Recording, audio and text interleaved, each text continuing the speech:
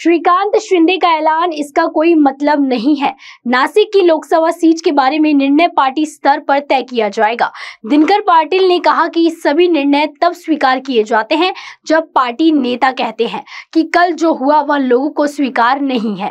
असं हे पक्षश्रेष्ठींनी जागा वाटप होईल, पक्षश्रेष्ठी निर्णय घेतील, पक्षश्रेष्ठी जाहीर करतील, तो निर्णय मान्य असतो।